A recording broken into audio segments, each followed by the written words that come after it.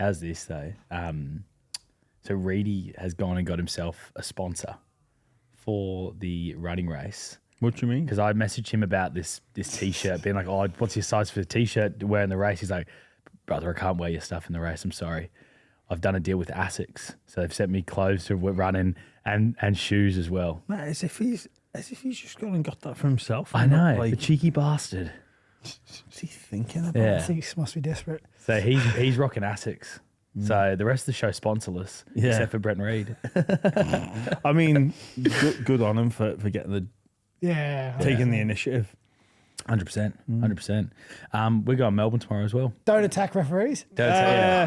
Just don't all show too much passion towards your team. Did you not watch me in Canberra? I didn't hear. Was it? Every time I had something bad to say, but I just walked out of the room. Oh, did you? Back in, yeah. There was a good moment where Wade took his headset off, slammed it down. You could hear the commentary headset shatter. Yeah. There was a follow-up article actually. Your Was there? response, it was James Graham doubles down on. Who wrote the article about it? I can't Just remember. news writers? Yeah. Staff room? No, it wasn't staff, but news.com. The best is sort of like the headlines. NRL former player to be taken off air. It's like Gordy jokingly says like, "Oh mate, you're gonna get us taken off air here," like as a joke. And they've used it. And they've used that headline, but it's interesting. All three of us have luckily gone to Vegas the last couple of years together. And we've got a very special giveaway at the moment with Covermore Travel Insurance, sending 2 people to Las Vegas. So it's tickets, flights, accommodation, a game day experience, Jimmy, on the field, which you know how special this stadium is. Like you actually did the pregame show on the field. How cool is that stadium? It is. I guess, you know what, Charlie, you and I were at the British and Irish Lions on-field experience. That was like, as a former player, like appreciated like being back on ground level, watching them warm up and seeing a different sport, how they operate. It's so cool. Allegiant Stadium, like this prize is worth getting involved. If you win it, it is awesome. Like you kind of get a little bit jealous, right? We've been lucky to be there twice now, and it's a great experience. But remember the first time we went, that first initial experience of, wow, it's Las Vegas. Didn't know how it was sort of going to be, but then it just gets flooded with rugby league fans. Even the walk from the hotel down to the stadium, the first year was a bit chaotic with the wind, but walk across into the stadium, you head into there for the first time. It's incredible. So that's actually a cool prize. Charlie was like cool as ice when I couldn't quite find the commentary box. He was like, "Mate, just to be honest, actually, Jimmy was the one who blew up, not me. I was just like, mate, it's not that hard." And I'd also, the thing was, not to hash up old wounds, but we did have an agreed time that we would all arrive together and then we'd go find the commentary box. No, let's hash out our old wounds because, Jimmy, we've been to so many stadiums that you've been to so many times and you still get lost. That's true. Yeah, Allianz Stadium. The man can't figure out Allianz Stadium, just the most normal modern stadium we have. Can't figure it out. Yeah. Allegiant Stadium, it is difficult to get access to commentary boxes. There's only like one particular lift that goes up. You can't go to level 3, make your way across. Which is why we were all going to arrive together. But and you know this. You know this. I know, but you know what? I made it on time. But you made it our problem, mate. You made it our problem. You were sending me into a spin for no reason. But you made it our problem. Like, it's not our problem. Everyone else was there. We got there. Yeah, you know, we did. If you can't get there just because you're too hungover to arrive at the right time. Oh, how dare you? That was the issue. We were all hungover ourselves, but we got there on time. I'm just efficient with time. You guys flapping to get there like 9 hours before I think you're always in too much of a rush. How are you feeling towards next year's trip? We know the Covermore travel insurance winners, they'll be excited, but you enter a state of decline when we leave Las Vegas. The following months after, you're adamant that you're not going back. I think has the mood changed? I think I'm starting to get excited about it. I've got some big trips coming up though, like going over to England for the Ashes. Got a bit. We'll go to Istanbul, Dublin, London, Liverpool, Leeds. So that'll be fun. So I've got that trip is on the mind. I reckon that might knock me around a bit.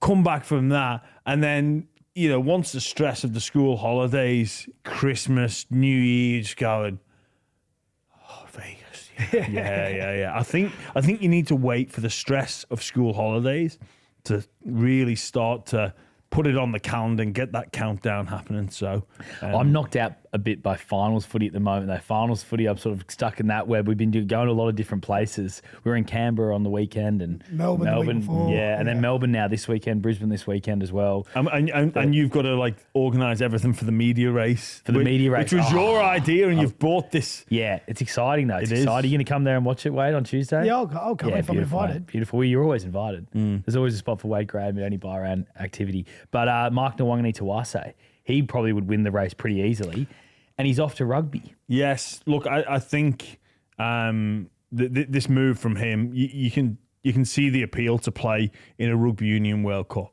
Like we know league's going to have one. We're going to talk about that a little bit later. But a Rugby Union World Cup is a pure, true global event, and if Australia are to win it, it would etch them in the history books.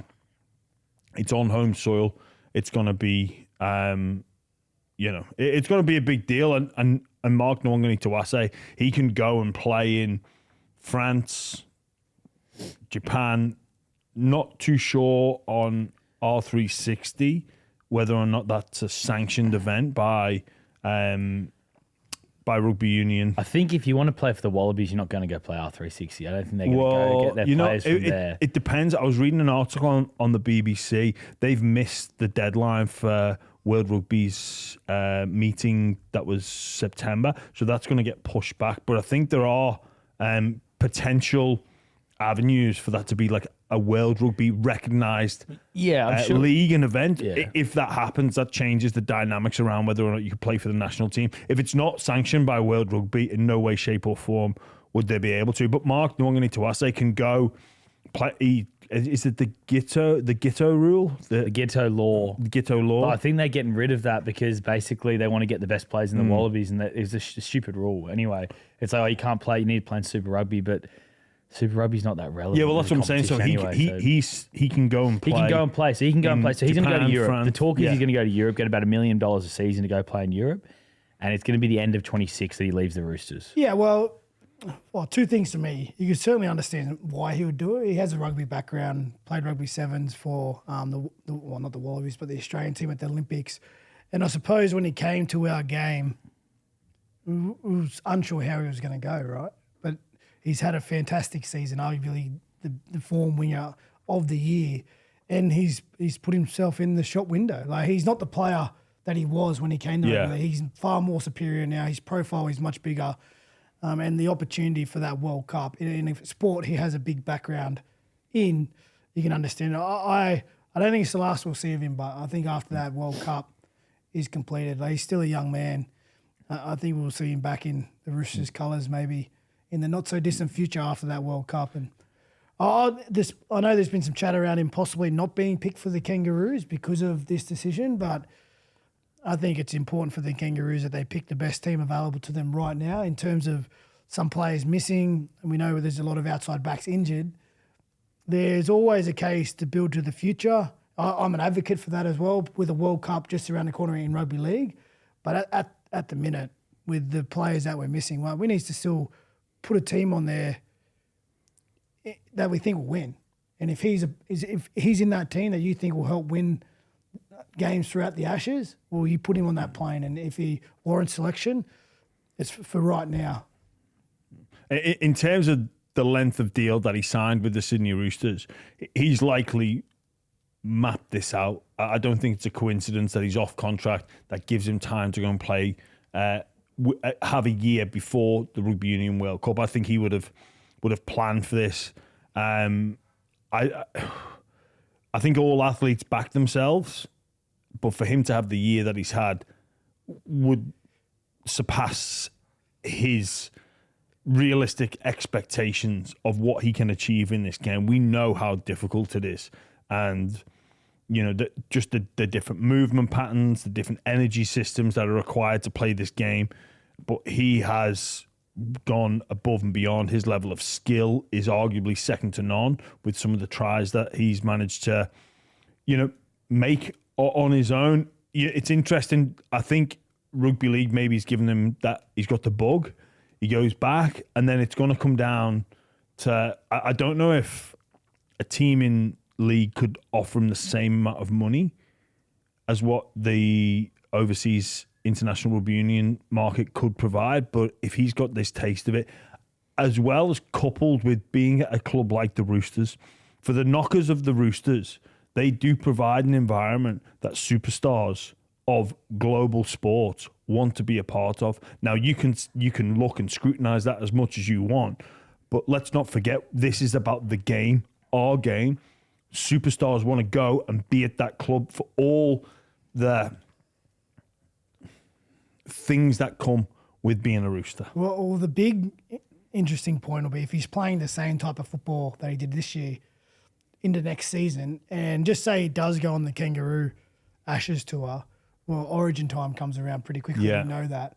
And if he keeps the form up, like there's a couple of handy wingers in front of him in terms of To'o and Lomax who have been there on the wing for the last 2 series, but his form at the back end of this season was almost undeniable. He was coming up with a highlight reel play in every game. So if he goes on a Kangaroo tour and comes back and starts the season well, like he'll be right in for that Origin frame. And talk about, draws for our game. That is a draw for our game if he's available to play Origin year in, year out, because it's something special. And that's an arena I think he would look at and go, yeah, I want to see myself a part of that one day. And that could be that would likely be the goal, is get myself on the Kangaroo tour. Whether or not Kevy wants to take, because I'm just looking at on paper, I think the wingers will be Coates and Lomax. Do you take one more genuine winger? Well, I think for him, he has the ability to play in the centres as well. Like, I would back him as a centre, and with all the centre depth and the injuries. So who are we putting at the front row at the moment for the centres? Staggs. Obviously Staggs. Staggs is one. He's non-committal. He's non-committal, so there's another factor. Is that him just seeing if he gets picked or not, though? Is that why he's not committed? Don't know. When we spoke to him on Triple M after the Raiders game, he was sort of just on the fence about which way he was going to go. Okay. And then who else is fit and ready to go? Is Bradman best fit? Would he be a chance to get Well, he hasn't picked? played any footy in a long time. Same with Tommy Trbojevic, who, although he did look good at the back end of the year, hasn't played a lot of footy. Don't know how much training he's doing. And he has his own personal stuff going on at the moment with the contract situation. Normally it's a weird position for Australia. Normally we're flush in the outside backs and there's a lot of options there, but I can see Nawaqanitawase being a big part of that squad for his versatility. Left wing, right wing, left centre, right centre. It's someone that, particularly on tours where you don't know how things are going to play out in terms of injury and even guys on the training field, his versatility and his confidence to come up with stuff. I'd have him in that squad. Yeah, be interesting next year. Fast forward, Laurie Daly. Obviously, we saw Joseph Suaalii get picked, knowing he was going, and maybe there's a bit of a thing in Suaalii's mind about wanting to come back and dominate Origin. Although he's doing this thing over in rugby union. Maybe he wants to come back to conquer that, knowing that is the pinnacle for Australian athletes that play either rugby code. That's certainly how I feel about it anyway. And then for Mark Nawaqanitawase, do they give him a taste of it, or do they leave it alone and have it as the big incentive to come back? Like, what's the final frontier for Mark Nawaqanitawase? Go and do your World Cup, go and play in Europe, come back, do something with the Roosters or another team, become a franchise player at Perth, PNG, whoever, the Dragons, any team that needs that franchise player playing big dollars. But then also the law of, hey, this arena is the one that you haven't got into yet. And that can be a big incentive for luring people back. Do you reckon because New South Wales are coming off a series loss that Laurie just has to pick the best players available? And if Mark Nawaqanitawase is the best winger, he's got to get picked, surely? Yes, is the answer. Yeah. I think even this thing with Australia, it's like, pick him if he's the best player. Who cares if he's going to rugby? Sorry, I was just going to say, like, Wade, you said, like, Lomax and To'o, the two best wingers. And I'm with you. But, thinking ahead, the incumbency is gone because they didn't win the series. Yep. Sorry, I was just thinking for New South Wales. When you said it, I said, there's an argument for other wingers, but that's across the game. Like Xavier Coates is obviously fantastic. But for New South Wales, it might be possible. Like it might be a possibility that they change the team. And again, it's hard to talk about it so far out. Like, a lot can happen in rugby Injuries, form. You just don't know what's going to happen. But if everyone's fully fit and playing at their best, and if you measure what their best is this season, well, Nawaqanitawase, he's going to be in the conversation because he's an aerial threat. Like, and we know Lomax is an aerial threat, but was it better than Mark at the end of the year? Like he was scoring them for fun. Obviously, I think we're going to get excited about next year having him in the NRL, but he's created a legacy here, and I think he's arguably opened some eyes and maybe some doors for rugby union-based players to now to look at league, and certainly for clubs with their recruitment. We know 2 new teams are coming into the competition. We know over in the Super League they're expanding as well. So there's a need for players now. If you're at Perth, PNG, you'd be foolish now not to look to scout rugby union players, and maybe there's some traits that you'd identify in Mark Nawaqanitawase and say, well, we need to try and identify the next one. It was always let's try and go and get the next Morley from England, or your next Burgess, or your next Hodgson, or whoever it may be. And there'd always be a bit of an eye on the Super League to who could come over. No doubt when the Ashes are on this year, Australian scouts are going to be looking to, because it's okay to play in the Super League, but people want to see them tested against the best because it is a bit of a big unknown. So there'll be eyes on the English forward pack, the English outside backs, the halves. Can any of them play a top game against the Australians? That then gives you the proof that they belong here. You look there, of course you do. But I think now Perth, PNG would be looking at rugby union, all thanks to Mark Nawaqanitawase, because prior to that, there was probably there was an attitude of they can't cut it in this game. It's too endurance based. The decision making on an edge is too difficult for you to transition over. We've seen players go the other way. It's been so long since a player has come this way. I think he's really opened the eyes of some doors. Mate, he's been unbelievable. Max Jorgensen's the next one who could potentially come here. I know the Roosters are interested in Max Jorgensen, but it's also a sign of the fact the Wallabies are on the rise. And obviously, we're a rugby league podcast, but the Wallabies, they're building something there at the moment, and they could really, I don't know if Mark's going to be the only player who switches from league to union. Like, it's the carrot there, that home World Cup, which is pretty interesting. They a chance of winning the Bledisloe, which starts this Saturday. Like, it's a home World Cup, and you can already feel that, that people are looking at the Wallabies and they're building something. Well, Angus Crichton is another one, isn't he? Well, yeah, he's already said that he's interested. I think they've spoken about Cam Murray in the past too, because of his high school and how much rugby. But I would just say you have to give credit again to the Roosters club and their development in terms of how fast. Like, there's no doubt he is a great athlete. Okay, we'll put that to the side. He's very talented, but to learn the system of rugby league, the traits you have to have, the decision making on the edges, and to match that with the talent, they upskilled his understanding of our game so quickly. And of course, Mark needs a huge rap as well because of his adaptability and to be able to take all that information on and then execute out on the big stage. But it's also an avenue for possibly, because Mark wasn't in the Wallaby squad before he came across, was he? I know he went to the World Cup. He went to the World Cup, but he wasn't playing week in, week out. And again, I know he was young. I know he was young, but I think he played a couple games in that World Cup. I'm pretty sure. I'm not 100% sure. And he played the sevens, but I think he's exceeded expectations, and where he goes from here, well, who knows the heights he could really deliver with the confidence that he has in his own ability now. But in 10, 15 years' time, when he looks back on his career, I think he looks at these 12 months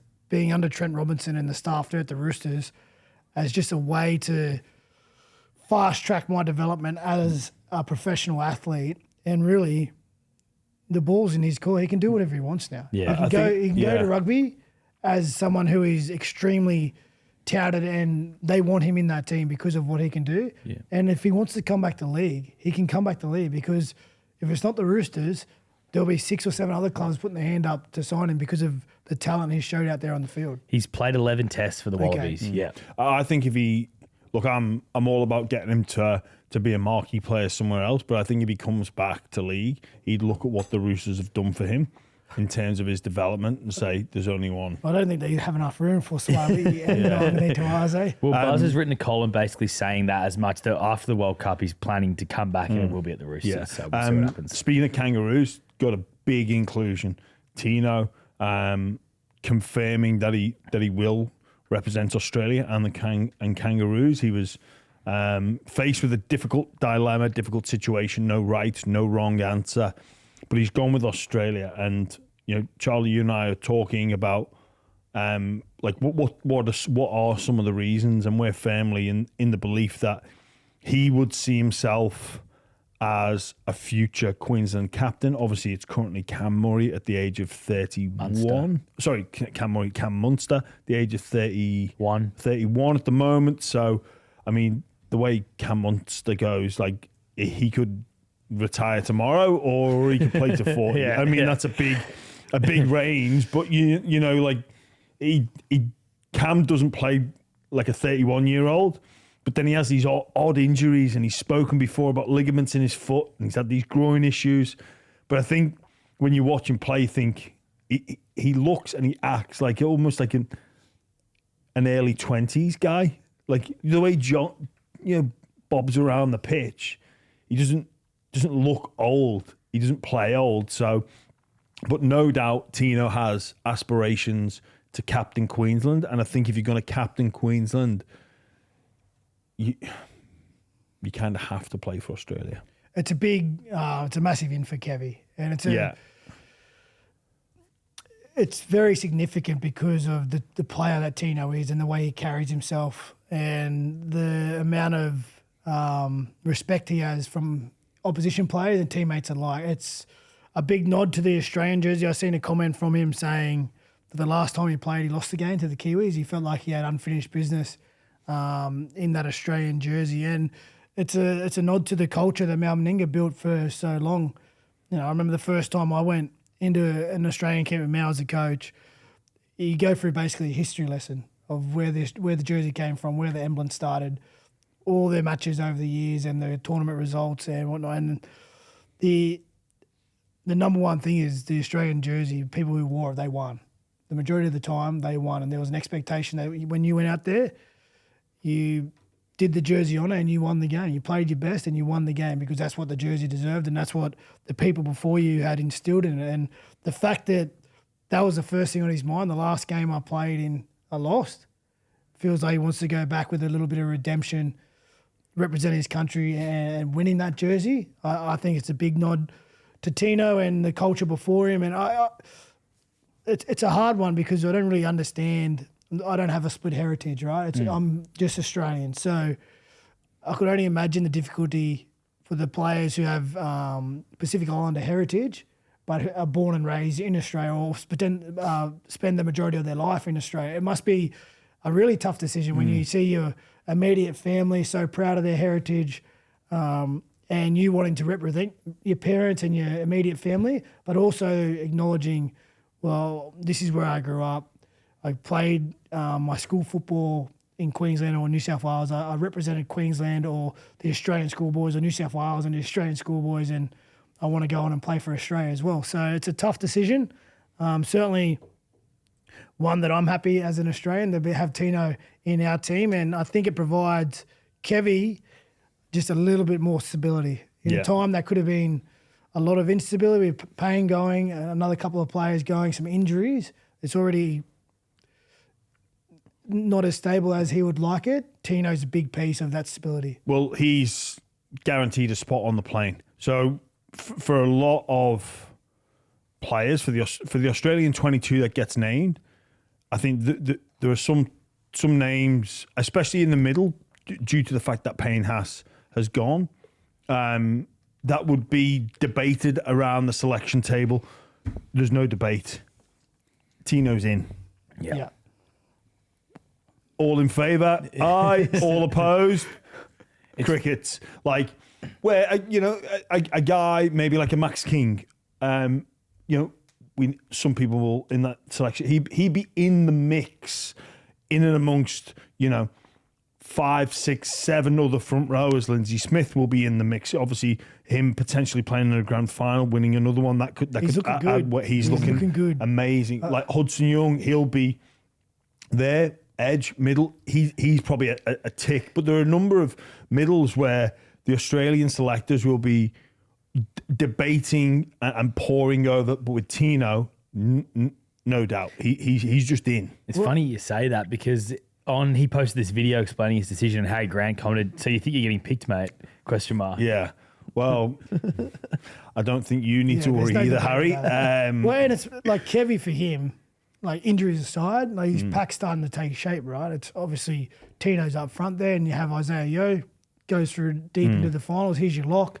You start debating the one front row position. Okay, who do we start up front to get the game going? Is it Lindsay Collins? Is it Lindsay Smith? Yeah, is it Carrigan? Do we put Carrigan at prop? And then your bench starts taking shape, so he can start to build out his team now. Which before this question mark, before Tino answered, there was a few more question marks about the team, and coaches.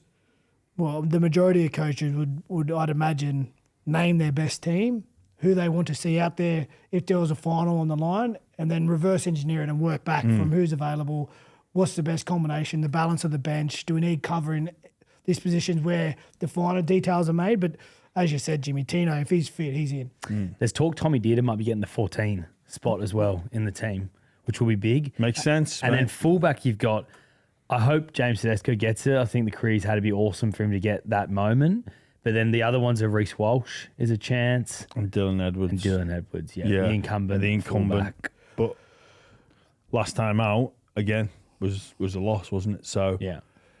I think for me, like, I was big on Dylan Edwards throughout the majority of the year because of the incumbency. And obviously, he's worked in the last few years, like 4 premierships. It goes a long way. And he had to wait his time behind Teddy. And he finally earned that job. So I was leaning towards him, but I just thought late in the year, Teddy probably earned it with the season that he had. If you just go off the season that he had and the season that the other two had, purely rounds 1 to rounds 27, I was leaning towards, Teddy's probably earned it back.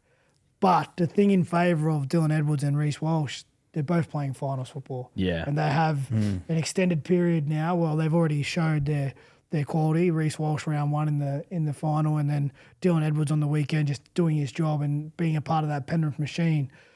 But I would say it's a big game, not just for the semi-final, but for these two in particular, because they'll get an extra week's football. The winner always tends to have an impact on the game and may sway the selectors. So it's not just a big weekend for Penrith and Reece Walsh. I'd say it's a big weekend for Penrith and Broncos. It's a big weekend for Edwards and Walsh in terms of who might get that first nod in the first test match in the Ashes. I wonder about Dylan Edwards. One thing in his favour would be the combination with Nathan and with Isaiah Yeo, who, again, they're on the plane. Tick. Number 7, number 13, nothing to see here. But for Dylan Edwards, I wonder if he's fully fit. Like, He looked really good on the weekend. He looked smooth. His movement patterns were as you would expect, but you can't help but look back at the year and go, he looks like he's carrying something. Man, that man, he'll finish the game and he'll need hip replacements, knee replacements, ankle replacements, like all that wear and tear through his lower limbs. Like, he'll need the bilateral groin reconstruction. He'll need it all. He'll need lower back surgery. Anything that comes with covering as much distance as he does, he's going to need it. And that is going to wear down on you at different points. And, as lucrative as a Australian Kangaroos jersey should be and could be, I just wonder whether he'd look at this and go, it's asking too much.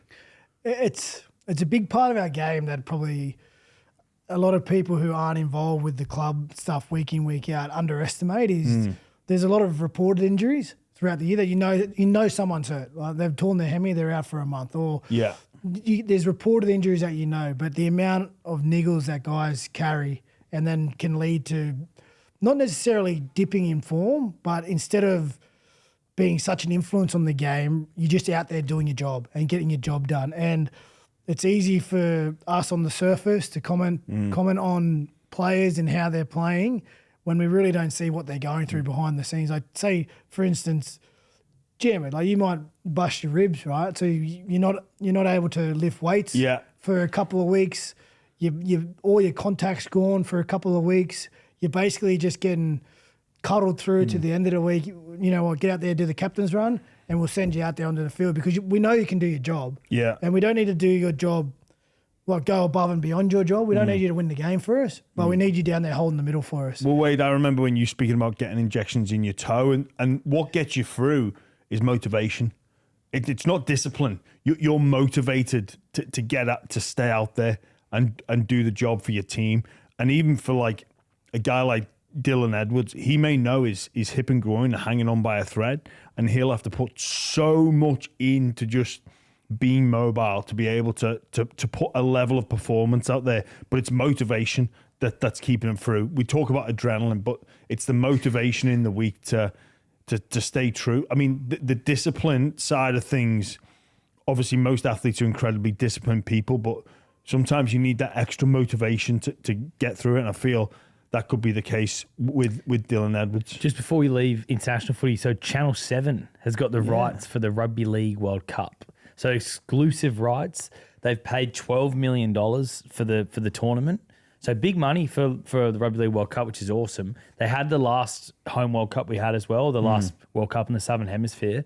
But big news for the rights, because does that mean Channel 7, maybe they're looking at making a play for the next rights deal as well? Well, I think it's, if anything, it's a warning shot across the code, across the broadcasters that have dominated the free-to-air and the Foxtel with the subscriptions. But it just goes like PVL's put a line in the sand. It goes, well, we'll give the rights to the highest bidder and whoever wants it the most. And obviously Channel 9 and Fox have dominated from, well, my whole lifetime since I can remember. It was always Friday night footy on Channel 9, and when Foxtel came along, they had the other games. But for so long they have dominated and been exclusive, but this could be a little bit of a warning shot to say, hey, one, if there's a higher bidder, we'll happily look at their package. And it gives Channel 7 probably a little bit of hope as well. So, okay, well, they've gone to us for this. Why not have a look at the rest of the broadcast and see if we can put together a package for the week in, week out rugby league. Because it will give them a glance of the engagement with rugby league for their viewers and all that sort of stuff. I think this World Cup's going to be massive as well. I was just going to say, this is a bargain for Channel 7. I don't think it's going to be quite Matildas-esque. We know about the bargain. I think it was it 7 that got... Channel 7, they got the Matildas at like a steal, and it just took over the nation. I don't know if we're going to quite reach that, but if we look at the predicted trajectory of international rugby league with Tonga, Samoa, England, New Zealand, and of course Australia, we've got Fiji and a couple of other nations in the mixture as well. This could be captivating. This could be, a real ratings bonanza come the postseason, and a home Australian World Cup. We were there at the 17 Wade, and that was at the very beginning of the Tongan Jason Tamalolo revolution. Wasn't as much Samoa. It was Tonga. It was all eyes on Tonga. It's grown since then. It's gained traction since then. And look, for this World Cup, I think the 12 million is an absolute steal. I wonder if Fox will look to bid to maybe try and do a simulcast. Also, that's just the Australian right. It needs to be sold to New Zealand, to the United Kingdom as well, which I think in the UK it might be protected by anti-siphoning laws. Yes, so it has to wear a free-to-air TV. It might be. Yeah. I'm not 100% sure, but it's great for the international game. And I think, like I say, the idea would be, like, if Channel 7, look, they did what they did for the Matildas. And the Matildas made it. Yeah. But Channel 7 certainly helped grow that profile, and they quickly realised, like, hey, we're onto something here. Then all the excitement in and around it, they gave the Matildas the credit that they earned. I think Channel 7 now, maybe the NRL have looked at it and gone, if that's what you did for them, if the Kangaroos, the Tongans, the Kiwis, the Samoans, if they're starting to do that, we need you to replicate what you've previously done. Because at the time, the Matildas were known, but nowhere near like they were when that run. caught fire. Yeah. All of Australia got behind them, didn't it? It was an incredible run, and Channel 7 would have just been going. Yeah, exactly. Every pub was packed. It was awesome. The thing then for this World Cup, they've got to try and make sure Samoa's, that's why with all this talk about, international eligibility and origin so stupid, because then you get a World Cup come along. And to grow the game in Australia, let's just talk about Australia. If they make Samoa, Tonga as strong as possible, that's going to help the tournament be a lot more entertaining, and it's going to bring more eyeballs in. Because if you're just waiting for an Australian New Zealand final, which is what it has been in the past to a large degree, it's not entertaining for anyone. England. Australia, England, of course. They're actually the last home World Cup you two would have played against each other in the grand final. We did. 6-0. It was one of the hardest games I've ever played in. Yeah. It was late in the year, so what was it, end of October? It's hot as well. It went late. It was like the third week in November. I should remember, because the first game we played against you in Melbourne was on my birthday. That was the end of October. So it went to like early December. It was. It's early December, yeah. Early December. It was early December. What was it? Yeah, because it was a 6-week tournament. It's a bit longer, because it was four group game or 3 group games, quarter, semi, fine. Second December. First time I've ever played a game of rugby league in December. Yeah, it was hot too at Suncorp Stadium. Brisbane in the 2nd of December. Yeah. What was the day game, night game? Night game. Night game? It was warm out there. Yeah. Man, that game, there was so much ball in play and just so much defence. It was up there with the hardest game I've ever played in my life. Yeah, and right. I only played about 25 minutes of it. It's just the moment you get on there, it's full skelter, and there is no stopping. It was going end to end. Josh Dugan. The ankle tap. I got hammered off the kickoff from Clemmer. Like in today's game, he's gone for 10 at least. And there was no way I was coming off. Yeah. Like, you just got to crack on. It's a World Cup final. You like, whatever will be, will be. Who was in your pack for that around that time with Burgess? All the Burgess boys? Burgess, no yes. Sam? No, Sam did play. Did he? Sam yes, played. he did. He was there. Yeah. And Tom and George? But we lost Sean O'Loughlin grand final week. We lost Josh Hodgson grand final week. Big loss. There was one more. Yeah, there was one more. Who came in then? James Roby? Was James Roby starting? Roby was there.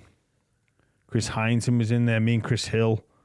You did lose one more. You lost one more. Yeah, we lost another one. Names I can't remember who it was. We were on the bones of our arse for our selection, but mate, the summary of it is the Rugby League World Cup. If that was exciting, it's going to be bigger and better than that. It's going to be brilliant. But let's get stuck into our the finals, because we've got some big games coming up. Starting with Friday night, Wade. The independent Cronulla Sharks commentator goes down to give his unbiased opinions on everything. Sharks and Melbourne, mate.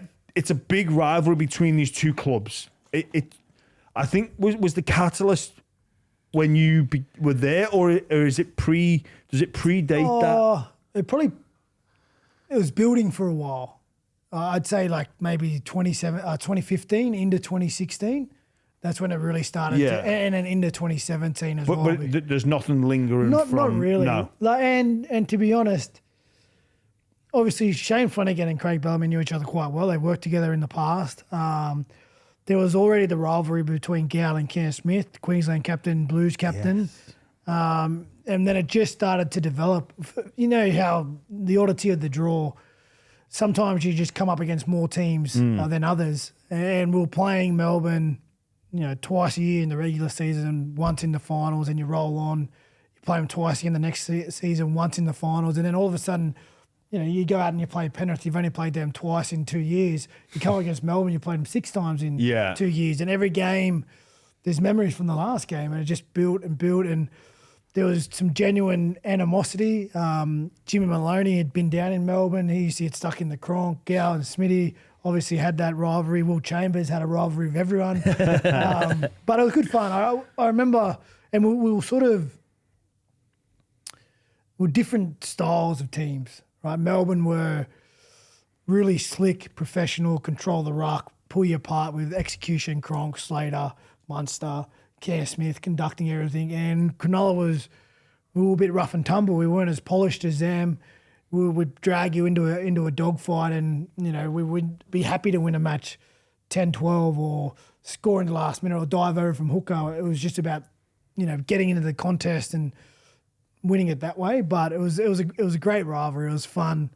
We got the points in 2016, but they were brilliant. Talk about the hardest games we've ever played. Like, that game was easily by far the hardest. It was just, you went out there, kicked off, got tired in the first 5 minutes and never got your second win. You just had to hold on. And the end of that grand final is absolutely bananas.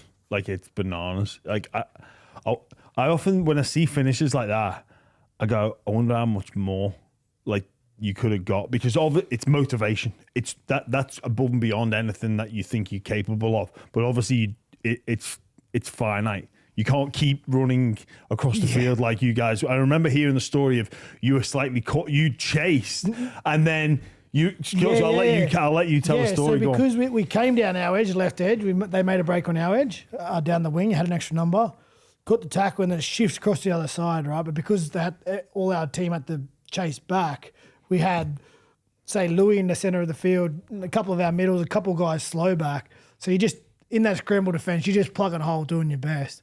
And then we have to quickly race to the right-hand side. So then I end up basically in the middle of the field, and they bring the ball back. And I see the ball looping in the air, and I was like, I can cut this off at Cam Smith. So I go out to cut it off, and then we get tangled up. But as we get tangled up, I can feel him offload the ball. And I just go, oh, no, he's offloaded it to the right where I'm meant to be. So there's got to be a gap. And because we're in a tackle, I'd lost sight of my defensive line, so I didn't know if there was anyone filling in or where the rest of our team was at. And as we sort of twisted to the ground, I finally got my head up, and just as I popped over and could see where the ball was, Ricky Latelli was making the tackle, and the buzzer went. And it's just the biggest relief. Brilliant. And everyone's celebrating. And I just remember just sitting there like for probably 5-10 seconds, just trying to catch my breath, go, oh my God, that's over. We just did it. I didn't even have energy just to celebrate. It was just, it's over. Yeah, it was an incredible scenes. But going down to Melbourne for this Shark side, they've been written off. They've been told they're making up the numbers. Have they, or are they just saying that? I think it's fair to say. Brent Reid declared him out. But Brent Reid this week said that Penrith can't win the comp. Yeah, he's off his head. Listen, you can play this for him too. If there's everyone gets, as a club, as a team, you sit down and you do a season review of how you went throughout the year and whether you hit your KPIs or where's my areas to improve. Can we go back and check his season? Because if we're going to rate it on a Sam Walker should be rested for next year. Card, Roosters are gone, Sharks are gone, Penrith are gone. You know what? Reedy writes everyone off, and then when they get knocked out, he goes, "Well, I told you months ago." But if you say it for everyone, you're only wrong once. Well, he said. But if you say about all they can't win the comp, you're right. 16 out of 17 times. Yeah. But I told you they can't win the comp. Yeah, I told you at the start of the year they can't win the comp. Like, really. The only team he's got still standing that he didn't write off is Melbourne Storm, because he said only Melbourne and Canberra can win the comp. Oh yeah. Well, he's clearly wrong. But I think the Sharks, maybe that week one of finals, people were talking about 5 teams that they thought they could win it, and that didn't include the Sharks. Yeah. And I think probably more people felt the Roosters were in a better position. Then they come to Canberra, and all the talk was about the Raiders bouncing back from that devastating loss against the Broncos. Not really much about the Sharks. It's just it was more can the Raiders bounce back as opposed to can the Sharks keep going. They performed well, and then it's instantly switched. It was like, oh, they can win it now. It's like, yeah, no shit. They're in the Final Four. Like, well done. Yes. But wait, defense, attitude, confidence from Hines, Trindle is not quite at full capacity. I still think the Sharks are going to need to play better than they have all season. I think back to that Melbourne game at Shark Park, which I still think is their best performance. And I include the 2 playoff games in that as well. I think when you look at their team, and even some of the comments about the team around the respect and whatever, reacting to the external noise, I think they're in a position now where they are experienced. They've had some tough losses in finals, and they've got to that stage now where they know, okay, they know if they perform at the level they can perform, that they'll compete in the finals. And I think having that confidence and that belief, it's a massive step to actually going out there and winning the game. Does it guarantee you a win? No, it doesn't guarantee you a win. But unless you have the attitude and belief that you're going to go win the game anyway, well, you're just making up the numbers, right? I think right now they firmly believe that they can win it. If they play at their best and everyone gets out there and do their job, they're confident against any team. And, I like to see that in them because maybe in the past they haven't had that. And you can go out and say the right things and put on a face or a brave face or, you're there. But until you truly believe it, you're only halfway there. And again, it doesn't guarantee anything. You can still got to go out there and execute and deliver. But, attitude and belief is the first thing you need to tick off because you can't get anything done unless you actually believe it and get out there as a team and try to get it done. Where they give me confidence is over the last, say, 3 weeks. Dogs, they flexed the Dogs. It should have been a shutout. Yeah. It should have been a shutout. It was a 100-metre intercept. Say what you want about Dogs. They were already secured for the next game anyway. It's hard to go deeper than that, but surface level, they didn't even bat an eyelid against the Dogs. Roosters were one of the most dangerous teams in the competition. They held them to 1 try, and Mark Nawaqanitawase has a great shift left, and then a kick try. So 12 points. Yep. It's pretty good against a team who can score a lot of points. Canberra, again, missing Ethan Strange, coming off last week. It's hard to go deeper than surface level, but they gave away so much ball in that first half, so much field position, so much territory, and they had to defend their goal line. 2 tries. 2 tries. And defence for me is, at this time, is the most important thing because you can gain confidence when you know you can defend your try line. Different proposition this week, Melbourne, Munster, Harry Grant, Jerome Hughes, Pappenhausen, but their defensive system is as strong as it's ever been and they need to replicate that and they need to be better with the ball. Too much drop ball in the first half last week. I was just going to say, they can't give up that much ball to Melbourne. But then I look at Melbourne and look, you don't plan to do that. But it's not the Melbourne that are going to put you away. They've allowed teams to come back into the contest. So I'm looking at this game. There's a few. You're naive if you think you're going to be perfect, although that's your aim. But you've got to be able to react. If you score, if you get conceded on early, maybe 2, it's like this Melbourne isn't a team that can shut you out anymore. They're going to give you opportunities to come back in the game. This is just who they've been so far. I think when I'm looking at this from a Sharks perspective, we talk about things dialing up in finals, and there's no bigger moment from play 5 for the Sharks. Like in a usual NRL game, I think your middle 4, your edge back rowers, your sort of job is to kick pressure, and you can almost just say to your wings and your centres, you take care of business on those high kicks across. I think that the Sharks have to have a big emphasis on everybody moves, because when I watch the Storm against the Dogs, everybody anticipates that long kick to the corner. They didn't go there once. They twice went for the short grubber kick in behind. Luckily, I think Galvin got one, Burton got one where they knocked it back. I think the play 5 level of alertness for the Sharks this week has to be absolutely through the roof. You know, it's got to be inspired by that grand final winning last play, but they've got to do that every play 5. I agree with you, and I think listen, they had the perfect audition against the Roosters.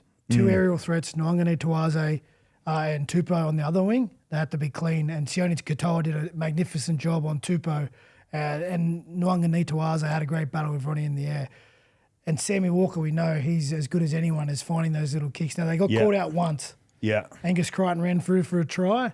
It's a reminder for them that there's no plays off. Early kicks, trick shots. Melbourne, Harry Grant Munster, the co-host that they have, they need to be on. But everyone needs to be on in these big games. Yeah, everyone needs to deliver. That's the level of energy teams bring to finals, because you're more desperate. You want to play this way every single week, and some players do, but you need everyone on board. Like last play, I do not want to see anybody walk.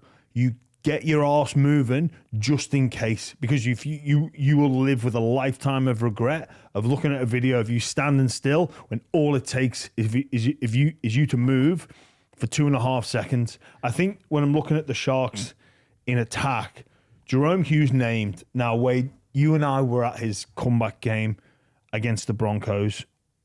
Shoulder injury, direct cause of him changing his tackle technique. Coach Bellamy spoke after the game about he would revise the fitness test. He ends up breaking his wrist. Out for a couple of weeks. He's named. It's the same shoulder that needs surgery. The wrist is fresh. He's going to be defending it 3 in. Melbourne are a team you need to look for potential chinks in the armor, potential weaknesses. They're great on the ground. They're great in the contact. They'll control the ruck. Adam Fanua-Blake is a point of difference with his footwork, which troubles all good defensive structured teams. But do the Sharks have an emphasis, just like Brisbane did when they got Payne Haas ever so slightly wider from his usual stance and send traffic at Jerome Hughes? Yeah, I think they will for sure.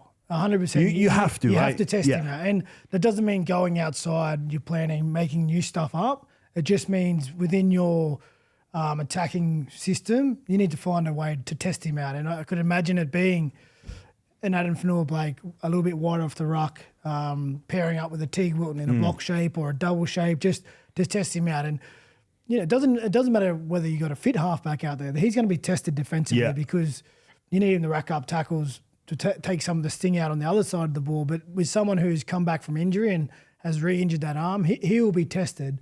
And I think looking at Braden Trindle and Nico and Will Kennedy, the way they're combining lately gives me confidence that they can go either side. We saw Nico pop up twice on the left last week. He threw the cutout ball to Ronnie Mulitalo, and then he actually scored from off a Braden Trindle pass, cutting back across. So they're in sync at the moment. They're on the same page with what they're looking at, and they need to reproduce that because you need to take your opportunities down there. The big one for me, for both teams, I think the bench plays a massive role.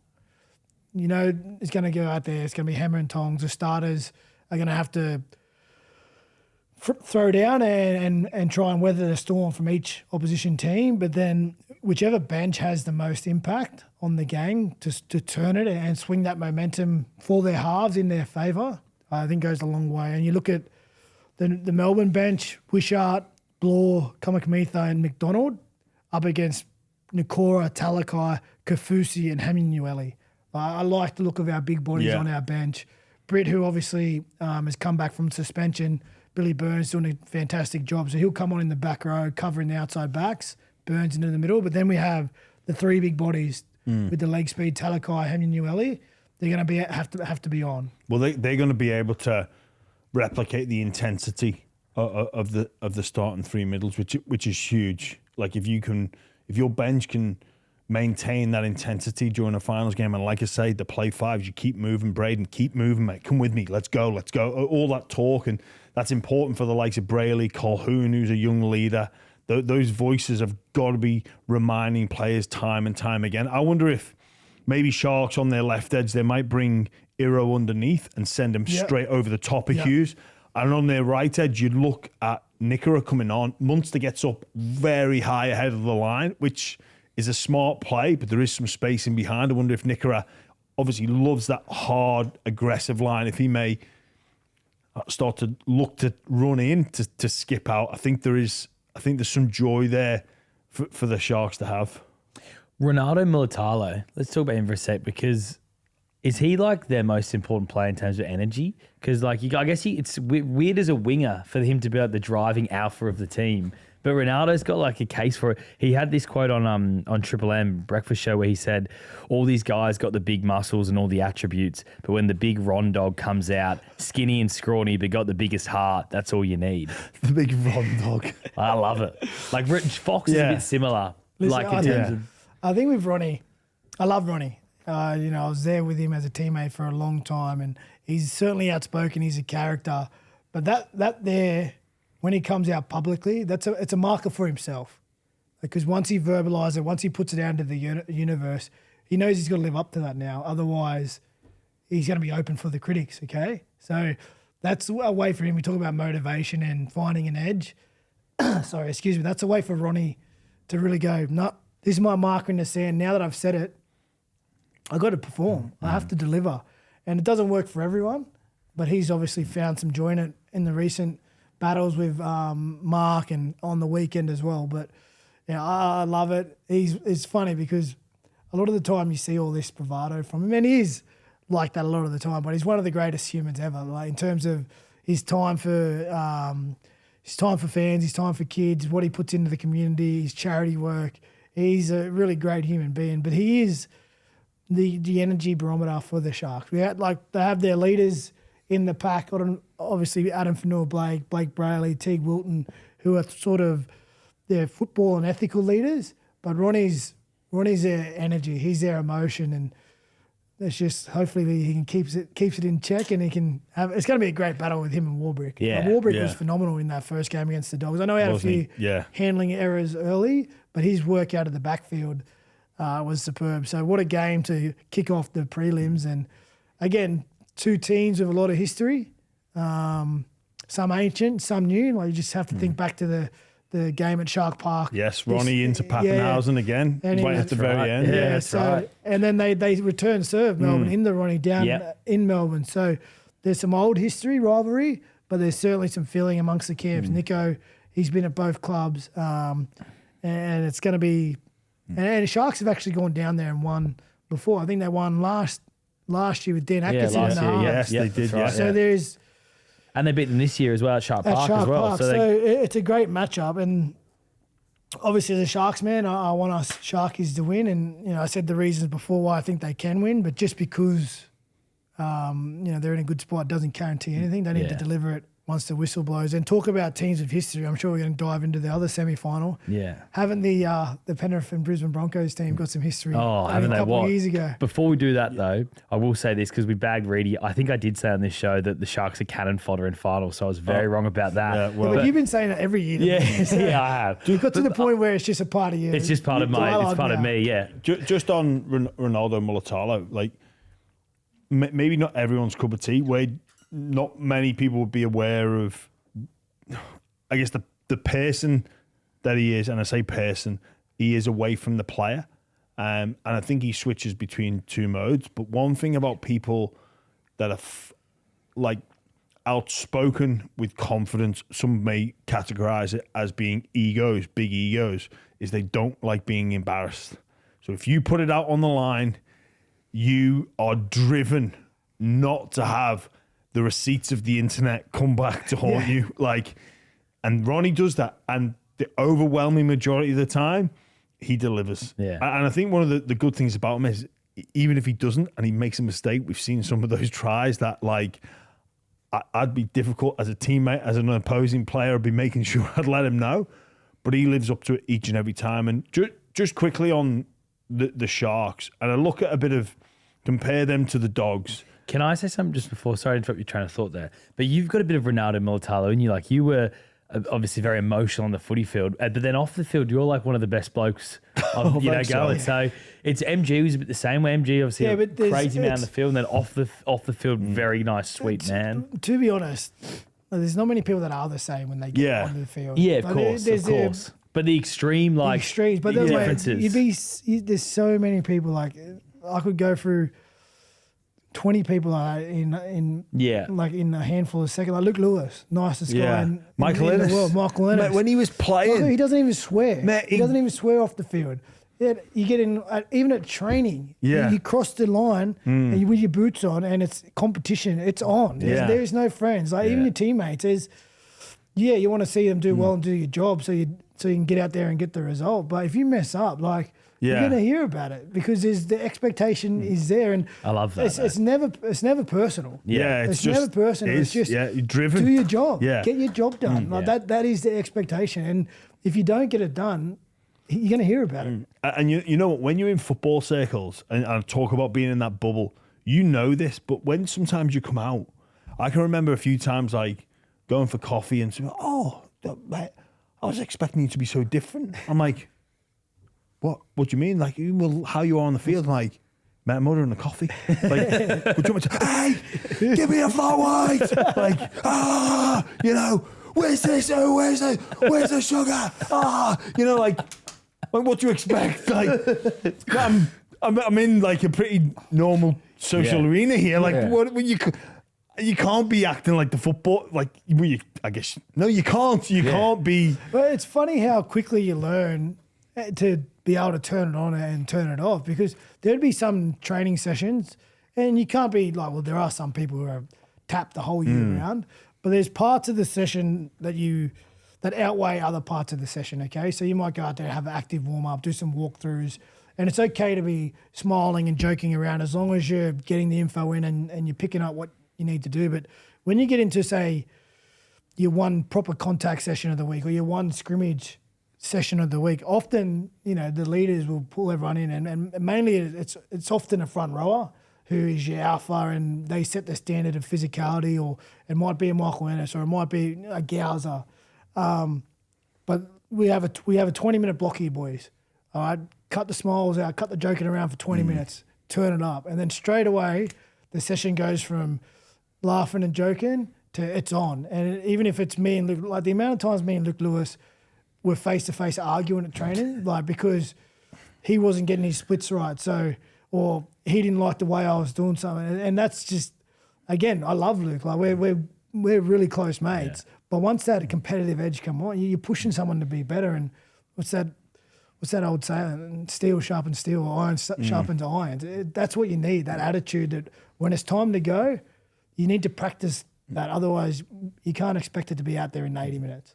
It's funny, even that edge on edge stuff. Like someone might, and he's like, "Mate, I know you're offside there. Like you're gonna get caught.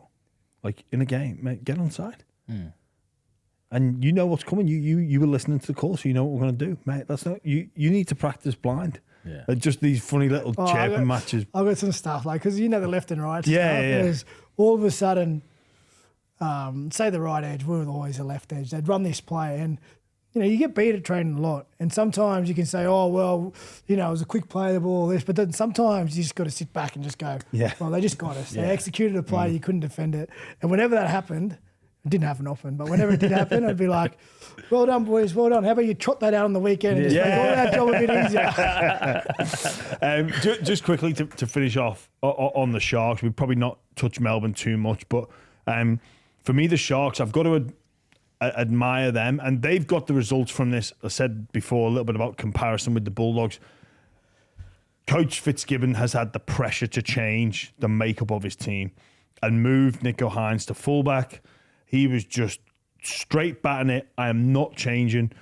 Obviously, they found themselves in the preliminary final, the last four, and you just now there's such a positive light on the Sharks, where if they'd have lost to the Roosters, especially the Roosters, I think there would have been, well, they need to restructure their spine. And I compare it to the Dogs that, you know, potentially only went one game less than the Sharks. So much scrutiny on them to force these changes. I think, look, and obviously they didn't get the results, and a lot of people be like, "Oh, mate, you're just doing it because you're Dogs." But there's something to be said about the coach and the staff knowing exactly what the best course of action is, because even myself, I've said it numerous times this year about, you know, probably Hines at the back. Maybe it is time to shake things up. But I'm saying that from a place of, look, respect Fitzgibbon. Probably don't have that same relationship I have with Cam Serraldo, but I'm like, oh, well, yeah, I'd probably do that. But, you know, there's a thing to be said to, again, trust. it's easy from the outside looking in because you can only ever comment on surface level stuff. You don't know what they're trying to build within the four walls. So how can you fairly judge or fairly unjudge anything when you don't actually know what the team's trying to achieve? Now, the coach knows what the team's trying to achieve and he sees the progression and the forward progression, or sometimes the progression when you go backwards. And if the changes are made, that's why they're on the big bucks and they need to make those changes. And it's a delicate battle between success for right now while future-proofing the future as well, because you need to have an eye on both if you want to have sustained success. Now, it's easy to climb the mountain once, in a sense. What Penrith have been able to do is just unbelievable. That's why we're all in awe of what they've been able to do, because not only have they won 4 in a row, they've lost almost a whole team of quality players on the way of doing that. So it's incredible. And I think some of the criticism on the Dogs has been unfair. I think the level at which they were playing at the start of the year, it's hard to sustain that all year regardless. And sometimes you do peak in the middle of the season and you slump a little bit and you've got to try and rediscover that. But I think when you look at all the 4 teams left, one thing that stands out for me is their front rows. So you've got Payne Haas, and I know Carrigan's not going to be there, but they're the 2 big middles. They're not necessarily front rows, but they're middles. Leota and Smith from Penrith. Yeah. Adam Fanua-Blake and Toby Rudolph, and plus the bench that I just said. And Utui Kamanu, and I'm missing a front row. Josh King. Okay. Yeah. And one thing about rugby league that's never changed, I bet you can look at all the teams who've won a grand final since it's been around. They've got 2 dominant middles. And I just think maybe for the Dogs at the moment, they're just maybe that one dominant middle short. And that's not a knock on any of their guys, because I know they're all outstanding in that system that Serraldo has. It's a hard system to play. High work rate, fast-moving defensive line. You need to be able to be mobile and rip back onside and then rip forward continuously for the whole game. But nothing quite beats when you don't have the momentum in the game, a front row who can just carry the ball 10 metres, post-contact metres, and get your halves to play the ball either to kick off or to run another sequence play where they can gain momentum. And it's no surprise that when you look at the 4 teams left and you look at their 2 big middles, they're playing some good footy at the moment. It certainly helps take the pressure off your 7 and 6. Now, if you don't have that, the opportunities for your halves are harder to come by. Yeah, geez, what Melbourne would give for Big Nelson. Yeah. Like, he's going to obviously miss the remainder of the final series. But potentially played his last game for Melbourne as well, if you believe the reports. Who you're obviously tipping the Sharks, but I'm going to go with the Storm. I think at home, week's rest, I think the Sharks, I think it's going to be a closer game than maybe what Ladbrokes and a lot of the public outside of the Sharks I think it's going to go. I think it's going to be a great game, but I think that the Melbourne Storm probably have where Wade, you're talking about the bench. I think that the spine, if it can stay on, can get them a result. Like if I'm the team's already in Melbourne, so you don't need to worry about me and what I have to say. But my biggest thing, and we heard Cam Serraldo speak about it a couple of weeks ago.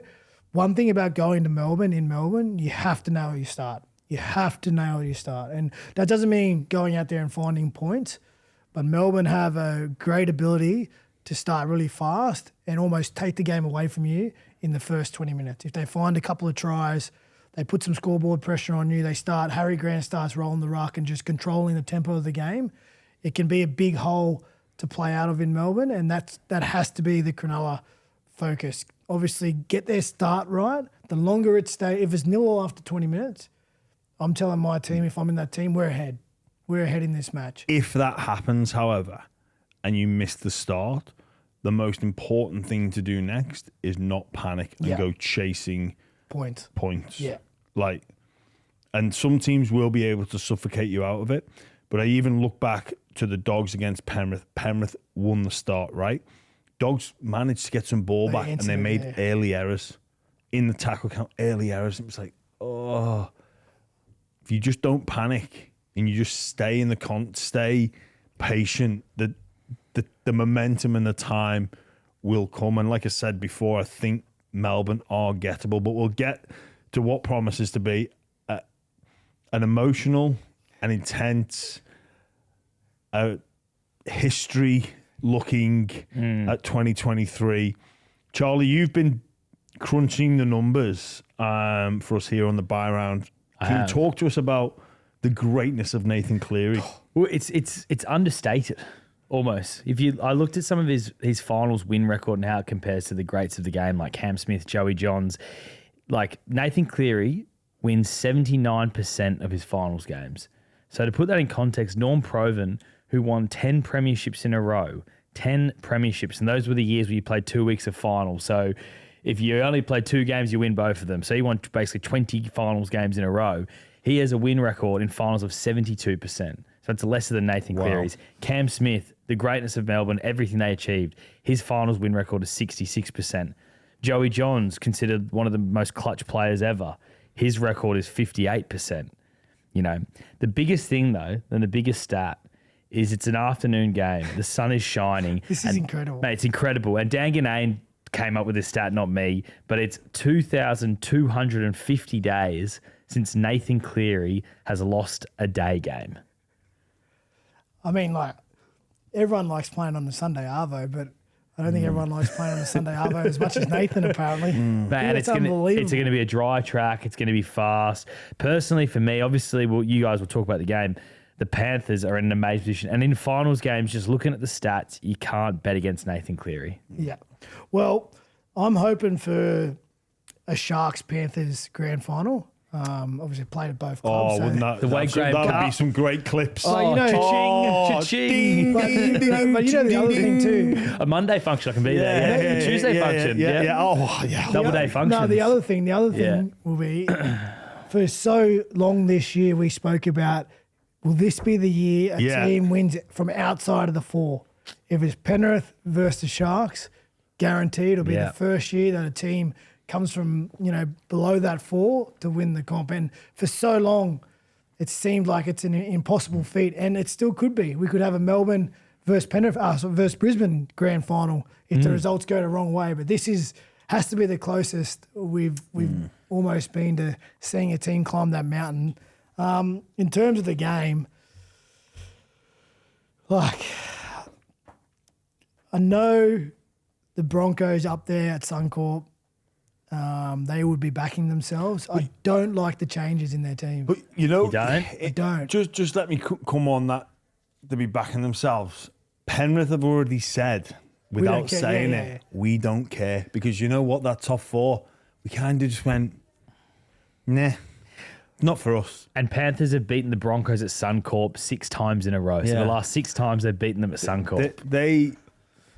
They're not interested where this game's being played. You could put it on the moon and they wouldn't care.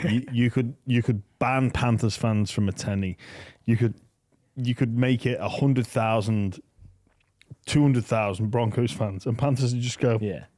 Those changes, just so everyone knows them, in case you haven't seen the teams, Mams at 14, Hunt's at 5'8", Reynolds at halfback, Tyson Smoothie at 13, and they elected to not pick Sel and Cobbo. Or Ezra Mam on the bench. Ezra Mam, I said that, 14. Sorry, 14, yeah. You don't like it, though? No. Like, don't get me wrong. I think they're better players and a better team with those guys in there when they're consistently playing. They've won 5 games in a row. Obviously, Walters is a forced change, so there's one you have to make anyway. Yeah. But then you bring in you back your captain, who's your number 7, who does the majority of your kicking. You have Ezra on the bench. So, okay, how are we going to get into the game? Is it going to be first drop when you take your hooker off, Hunt to the bench, and then Mam on? So then you're changing the dynamic between the key positions. And just the standing of the players who come in, and this is no disrespect to say a Billy Walters, right? If Billy Walters is standing there to kick the ball on last tackle when he's 5'8", and Reece Walsh is on the other side of the ruck and he's calling the kick the ball, you go on the Reece Walsh.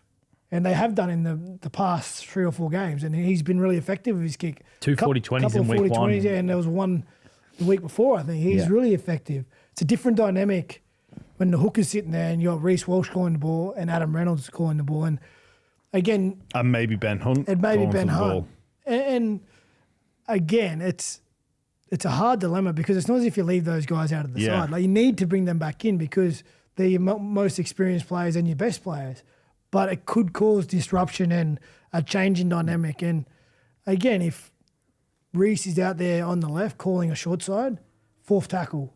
If Adam Reynolds isn't in that team, they might go to Reece because no one's calling the ball. But on the fourth tackle, Adam Reynolds knows, well, I've got to lay right post because I've got to set up my kick for the last play. He might jump in and play the way he knows how to play, and that could take away from what's been so effective for Reece. And again, it's such a hard dilemma because you need to bring those guys back into the team, but there's no way around not causing a little bit of disruption in the momentum they gained over the last 5 weeks. And on the other side of the coin, the Penrith Panthers, no disruption. Yeah. They were all systems go the other day against the Bulldogs, and they're 1-17 again. Correct. Nathan Cleary at the helm, Isaiah in the middle. Just going back to your point there about the makeup of the Broncos side. Look, it's a bit of a choice paradox in terms of what they've got, figuring out that hierarchy. Now, I think when Ben Hunt came to the Broncos, I think most people thought their best team looked Walsh at fullback, Mam at 6, Reynolds at 7, Hunt at 9. I think that was the agreement, right? So all 4 of those are available. They've not gone with that combination. So for me, that seems strange. I think in terms of figuring out the hierarchy of who gets the ball, that can be done. But this combination with Pakes, I don't know if it's featured. So you need, like, it's all well and good having conversations around, well, look, hey, Reece, I want what you don't want is hesitation either. Yeah. You don't want Reece to be hesitating. You don't want Reynolds to be hesitating. But usually these combinations, like the great Melbourne Storm teams of the past, have spent so much time figuring out each other's game, knowing who's pulling the strings, know when to go to Cronk or to Slater or when to Smith to interject. But this team it's not new. But with Hunt in the mix, this hasn't established any, frequency of repetition, especially in live practice, which I think, it may come unstuck a little bit. And even, Reece Walsh plays on a line. He's a big risk taker, like a big risk taker, and you could argue you're going to need to take those risks against Penrith. Even go back and watch that camera game. He is millimeters from throwing an intercept pass to Jed Stewart. Like, for the brilliance that he brought to that game. I think it's in just before the end of that game jumbles around, and I think it's just before the end of extra time, half one. And the clock's running down. He just goes, and Jed Stewart, it's like, to be fair, Owen Patty nearly threw one as well. Yeah. But like, this is what you, and I think that there's not enough evidence yet to say that this can and will gel. It's how do you see it playing out? Because I don't see the Broncos getting in a grind with Penrith Panthers. I don't see them. I think To'o out of the backfield, Alamotti out of the backfield, over time will just wear them down with Nathan's kicking game.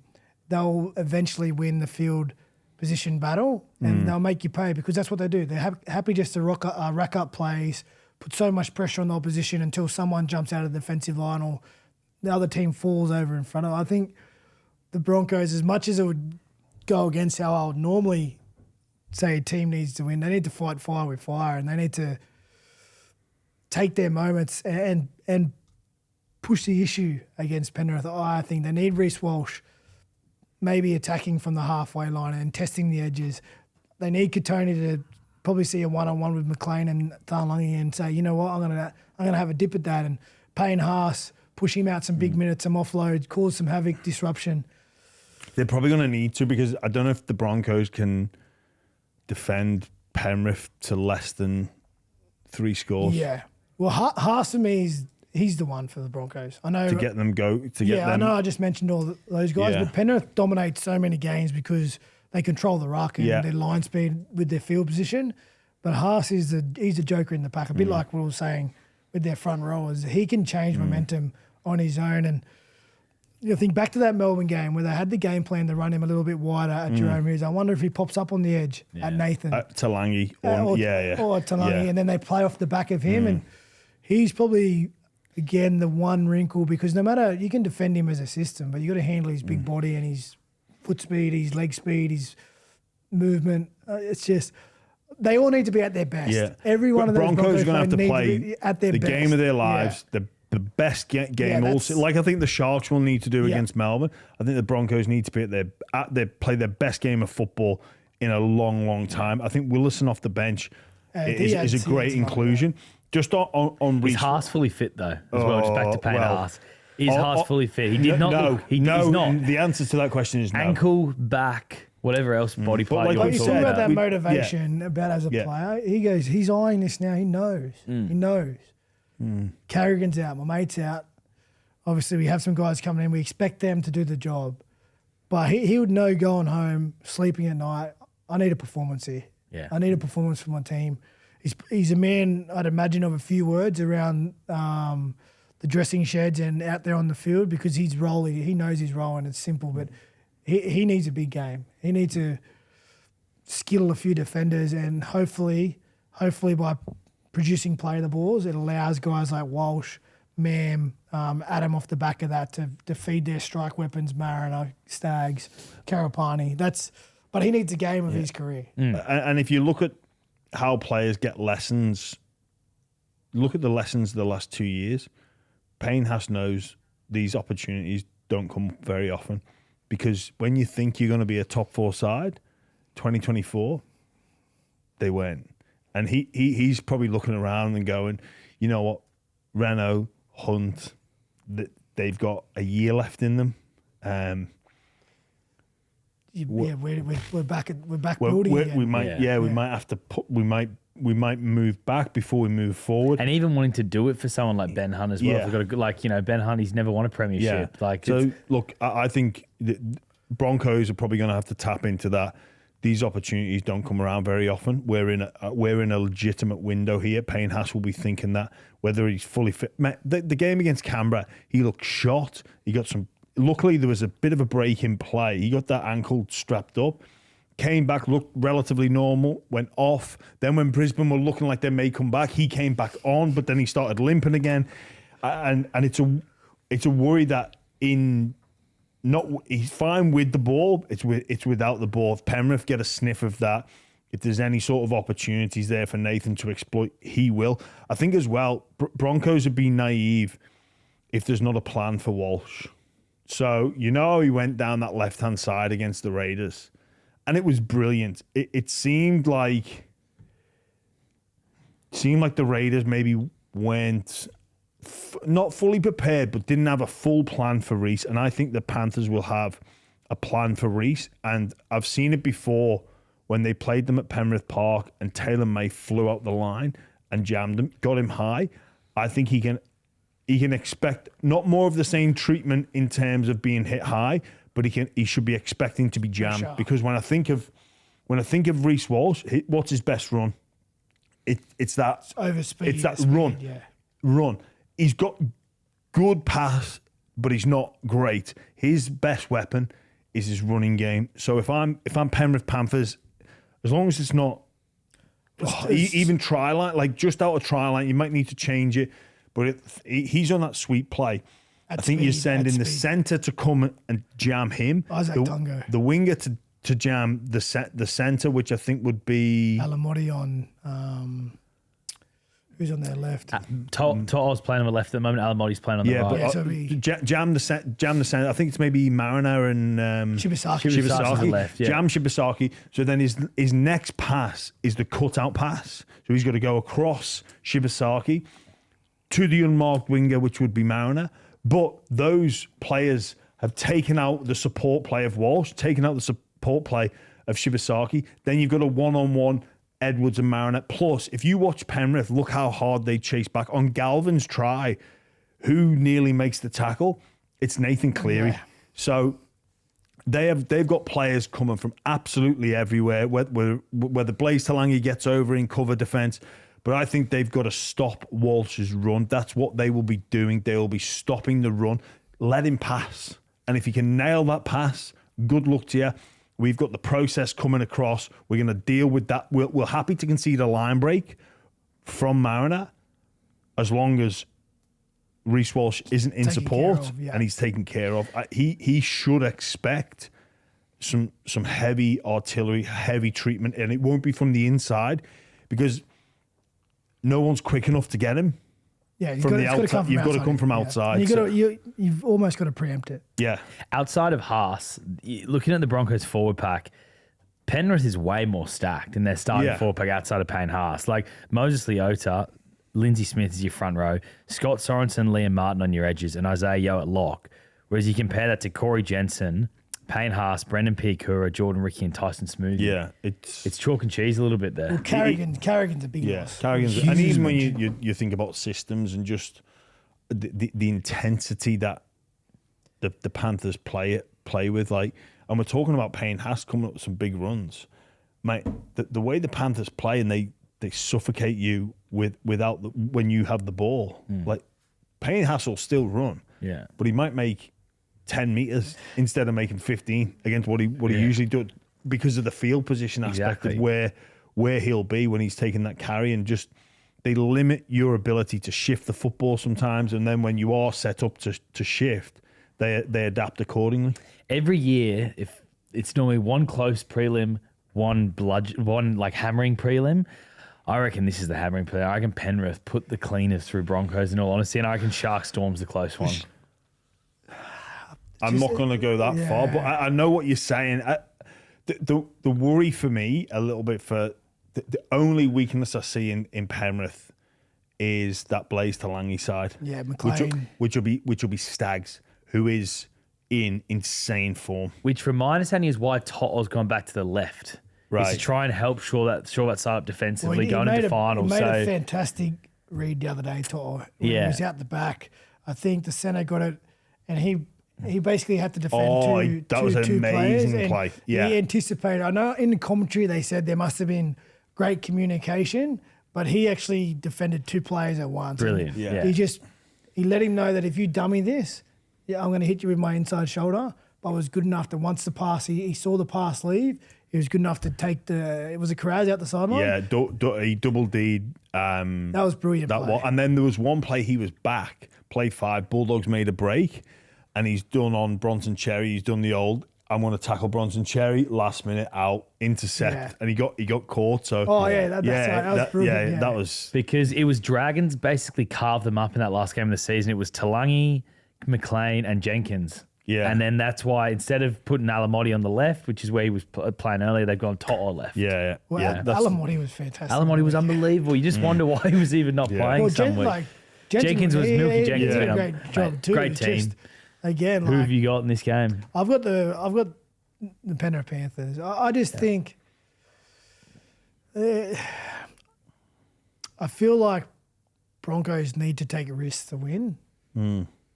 But if they take too many risks, it doesn't come off. Penrith will be there to suffocate them. And then you could see Penrith getting a lead through their defence in the field position. And then obviously you get that scoreboard pressure and you start taking more risks. And then all of a sudden you can find yourself in a hole. And, Jimmy talked about if you don't get your start right, not panicking.